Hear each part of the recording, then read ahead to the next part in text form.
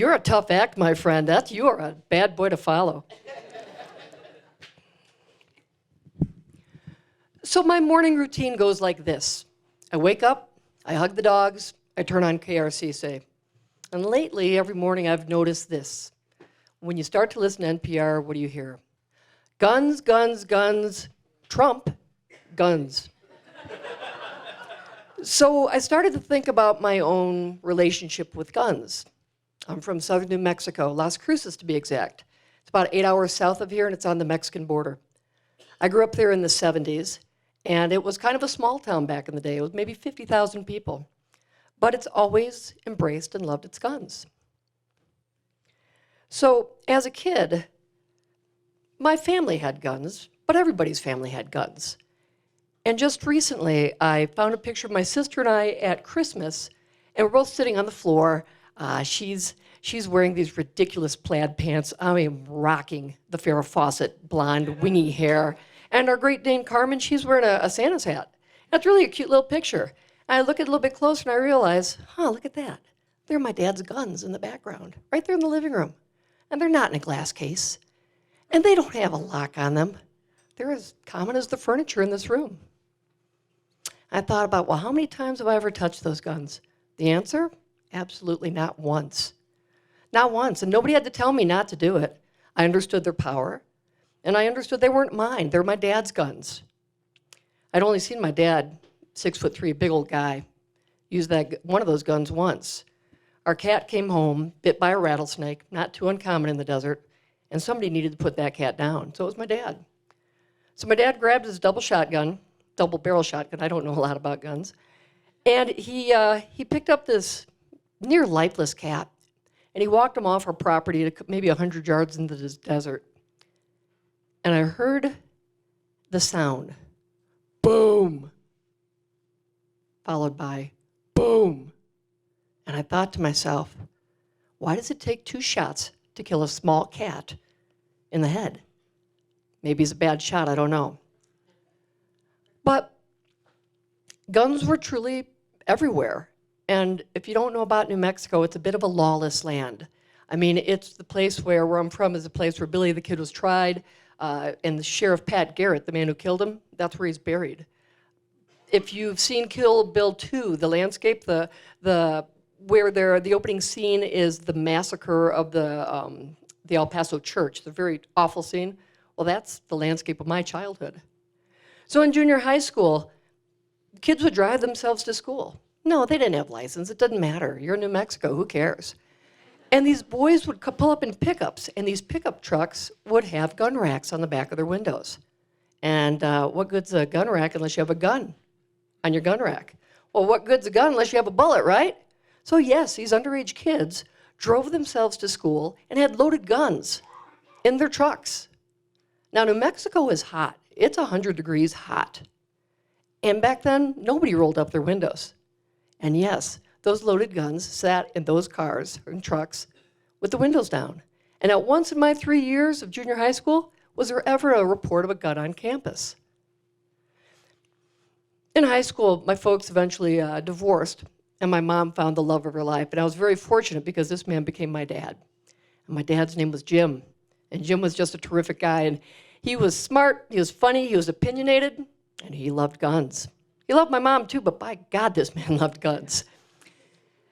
Jim had this theory that if you were in your own home, you should always have a gun within an arm's reach. Why? Well, because you don't know if there's going to be an intruder. You just don't know.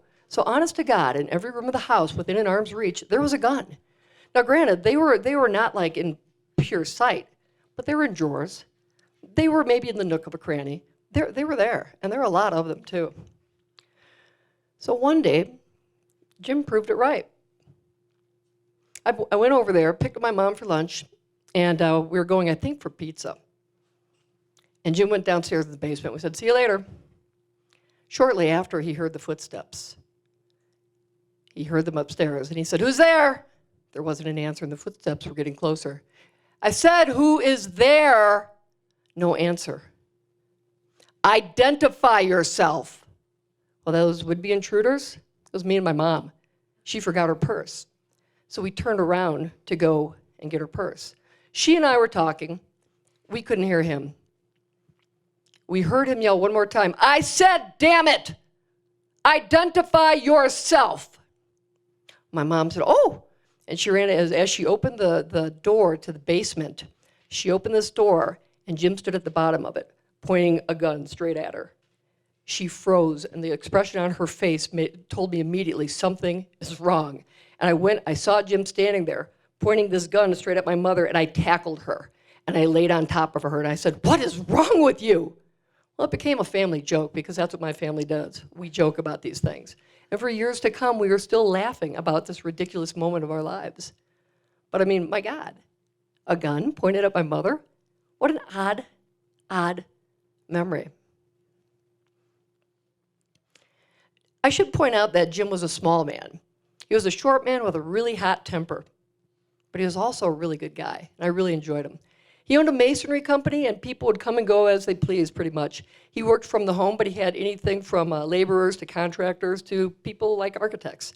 And they were always coming in and out of the house. One day, Jim and a contractor got in a fight, and it got heated. And I'm not sure whatever happened, but at the end of that argument, basically, Jim told the guy, "Get the heck out of my house." And I think you guys know where this is going. He reached over to a nearby drawer, pulled out a gun, and said, "I said, get out of my house." Well, the man did. And the man called the police. And the police said, "What's his address and what kind of car does he drive?" And the man said, "Well, he drives a green Fiat X19. It's a really noticeable little car. It was the only one in town. It's a real small little two-seater car. Problem was, Jim didn't drive a Fiat X19. It was my mom's car. So my mom had just come from my house where she had gotten a ladder. And this little Fiat X19, I'm not kidding, they're like these two seats together. So she has this ladder sticking out of her passenger seat, sticking straight out. It's filling the whole car. She can't shift. And as she comes to a stoplight, six squad cars circle her. They kick their doors open, and they all draw their guns on her in my small hometown. And they shout, "Put your hands in the air." And my mom does. "Is there anyone in the car with you?" She looks at the ladder. One of the officers goes, "Ruth, is that you?" "Oh, hi, Jerry. Hi." That's not Jim. That's his wife. And just that fast, all the officers jumped back in their cars, and they started to run, and they ran toward my parents' house. My mom, with the ladder and her hands in the air, looked around, saw the lady at Taco Bell, waved, ran the red light, figured no cop was going to pull her over. When she got to her home, the officer was talking to Jim, and Jim was standing there calmly. And the officer took his gun, walked outside, maybe a step or two off the door, and fired it, pow, pow, pow, pow, and discharged it into the sand next to the driveway. He came back in. He handed Jim the gun. Jim casually looked over at the drawer, opened it, reloaded it, put another clip in there. And he said, "We could do this all day. Really? Really?" Jim wasn't charged. About a year or two later, my folks were awakened by some kind of noise outside, and Jim looked out the window, and he noticed that some guy had just jumped out of an apartment window, and it looked like he was carrying something. Jim jumped out, grabbed a gun, went out and chased this man down, cornered him, and he said, "You stay right there. My wife's calling the police." The kid looks at him and says, "What are you, crazy old man?" And he says, "I told you to. You stay right there." Guy looks at Jim with his boxers, and he goes, "What are you going to do, shoot me?" Jim takes the gun and goes, pow, right between his legs, raises it a little bit higher to his crotch. And he says, yes, I am. I'm going to shoot you." The police come, and if I recall correctly, the thief, or would-be thief, well, he got out of it somehow, technicality or whatever, but Jim got fined for firing a gun inside city limits. Now, you know, it's been a long time since I was down there, and I gotta tell you, I'm not a real big fan of guns. I got nervous around them. I hated being around them, and it just never really did me much good. I mean, if I borrowed my parents' car, I knew that there were always 3 guns inside their car. There's one in the glove box, there's one on the driver's side, and there's one on the passenger side. I once asked my mom, "Why do you need 3 guns?" She said, "Well, what if the driver gets shot? Then the passenger needs one, right?" And it was just like that. It was just this common sense to them why we had all these damn guns. Well, after college, I moved away. I came up here to Colorado, eventually ended up in Chicago, went to Michigan, and like a sound, decent person, I came back to Colorado. And I brought my family with me. And I got to tell you, I've always loved going home. New Mexico is still home to me. I love the desert. But after Jim died, things started getting a little bit different. My mom was just really heartbroken, and well, so am I. I loved him. He's my dad. But one day, we were getting ready to come down and visit, and I said, hey, Mom, I need a little favor. You know, could you please, I don't know, pick up all the guns, gather them all up. I mean, your grandson's 2 years old. He's walking around a bunch, and he can get into things. Not that he's going to get into things. I'm just saying, please. She sighed. I could hear her thinking about it. She goes, well, I don't know. I just don't know. And I said, Mom, come on. And she goes, well, it's like trying to pick up all the ants at a picnic. You just can't do it. When I walked in the door the next day, the first thing I did was looking in drawers, and guess what? She picked up every single one of them and put them in her bedroom. But still. Today, my son is 7. And like a lot of American boys, he can turn anything into a gun. We were coming home from skiing the other day, stopped at a friend's house, and he was playing with this little girl with those plastic building blocks that you snap together and build castles and things like that. And I turned around, and sure enough, yep, he's made himself a semi-automatic rifle, and it was pink. He was pretty proud of himself.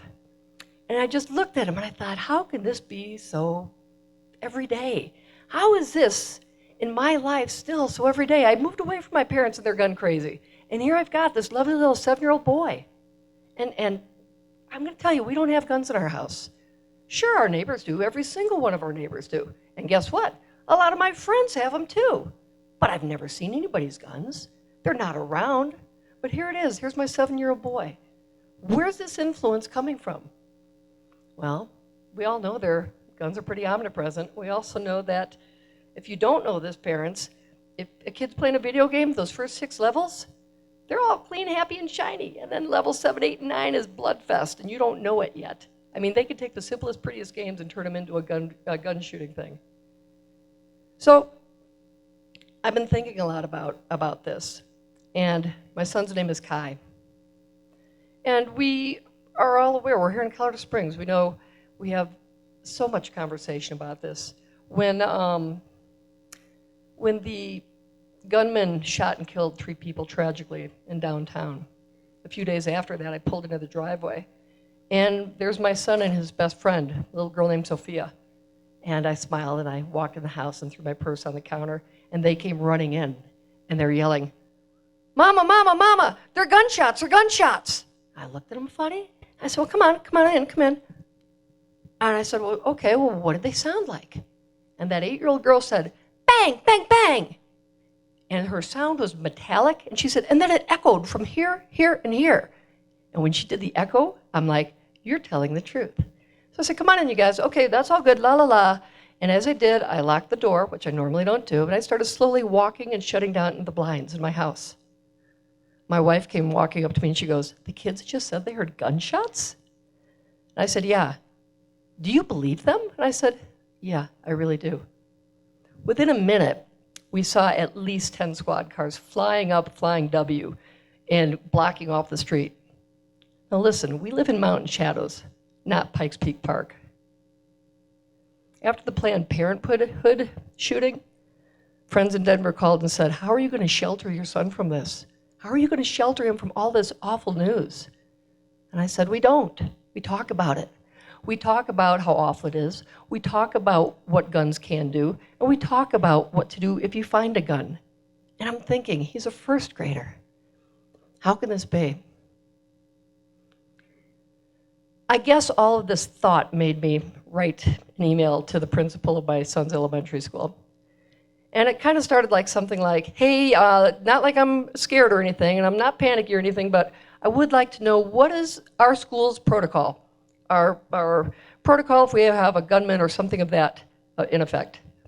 If you let me know, we'll help enforce it at home. Thank you so much. Get back to me. Great. And again, I don't think it's going to happen, right? So the other day, President Obama is addressing this issue with a nation that doesn't know what to do with it. And both sides can have their say forever. And as I was reading some of it, and I don't read a lot about it, I came across this one stat that kind of just shook me a little bit. And it said, since 2000, 1 out of every 4 mass shootings in America occurs at a school. Columbine, Virginia Tech, Sandy Hook Elementary. I'm not afraid my kid's going to die in a mass shooting at a school. I'm not afraid. But should I be? Should you be? But more importantly, what are we going to do about this?